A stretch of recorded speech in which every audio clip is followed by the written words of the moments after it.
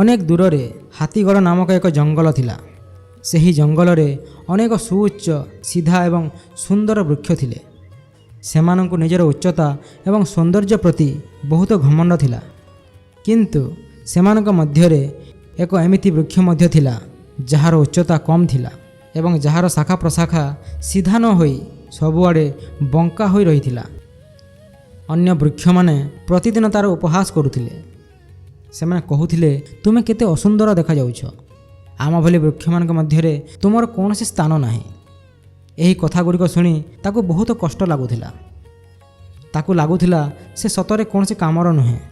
କିନ୍ତୁ ଦିନେ ଜଙ୍ଗଲକୁ କାଠ କାଟିବା ପାଇଁ ଲୋକମାନେ ଆସିଲେ। ସେମାନଙ୍କ ମାଲିକ କହିଲେ, ଯେତିକି ସିଧା ଏବଂ ମୂଲ୍ୟବାନ ଗଛ ଅଛି ସବୁକୁ କାଟିଦିଅ। କିନ୍ତୁ ଯେତେବେଳେ ସେ ସେହି ବକ୍ର ଗଛକୁ ଦେଖିଲେ, ସେ କହିଲେ, ଏହାକୁ ଛାଡ଼ିଦିଅ, ଏହାର କୌଣସି ମୂଲ୍ୟ ନାହିଁ।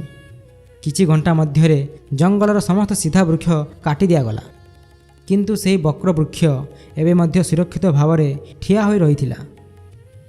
ପ୍ରଥମ ଥର ପାଇଁ ସେ ବୁଝିପାରିଲା, ଯାହାକୁ ସେ ନିଜର ସବୁଠାରୁ ବଡ଼ ଦୁର୍ବଳତା ଭାବୁଥିଲା, ସେହି ଜିନିଷଟି ଆଜି ତା'ର ସବୁଠାରୁ ବଡ଼ ସୁରକ୍ଷା ହୋଇଯାଇଛି।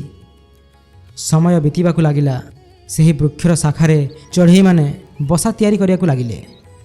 ଗୁଣ୍ଡୁଚି ମୂଷା ଏବଂ ଅନ୍ୟ ଛୋଟ ଜୀବମାନେ ତା ମୂଳରେ ଆଶ୍ରୟ ନେବାକୁ ଲାଗିଲେ। ଯେଉଁ ବୃକ୍ଷଟି ନିଜକୁ ମୂଲ୍ୟହୀନ ଭାବୁଥିଲା, ସେହି ବୃକ୍ଷଟି ଏବେ ଅନେକ ଜୀବର ଘର ଏବଂ ସାହାରା ହୋଇସାରିଥିଲା।